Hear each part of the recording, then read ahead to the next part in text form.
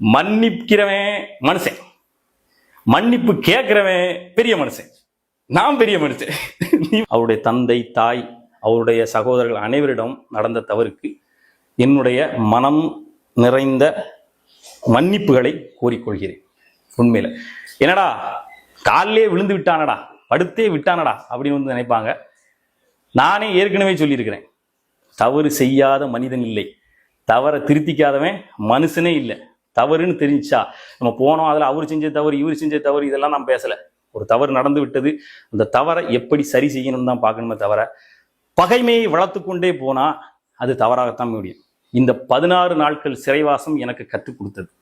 அங்கே நான் செய்த தியானமும் நான் படித்த 6 புத்தகங்களும் என் வாழ்வில் ஒரு நல்ல மாற்றத்தை கொண்டு வந்திருக்குது.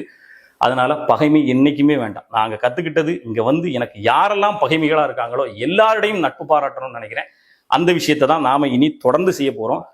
இதில் நான் வந்து மனப்பூர்வமாக அவருடைய சகோதரர் ஆட்லின் பால் நெல்சன் அவர்களுடைய ஃபேமிலிக்கு மனப்பூர்வம் மன்னிப்பை கேட்டுக்கிறேன். அந்த படத்தில் சொல்லுவாங்கல்ல, விரும்பாண்டி சொல்லுவார்ல, மன்னிக்கிறவன் மனுஷன், மன்னிப்பு கேட்கிறவன் பெரிய மனுஷன்.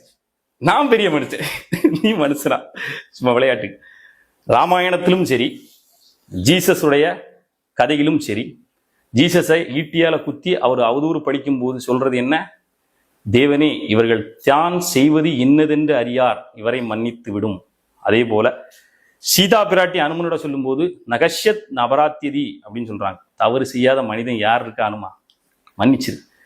அது மாதிரி நாம செய்த தவறு அங்க அவங்க தவறா இவங்க தவறான்னு பேசிக்கிட்டு இருக்கிறதுல லாபம் இல்லை. நட்பு வாழ்ற வாழ்க்கை ரொம்ப கம்மி. அதனால நம்ம வந்து இருக்கிற குற்றங்கள் எல்லாத்தையும் மன்னித்து நலமுடன் வாழ்வோம்.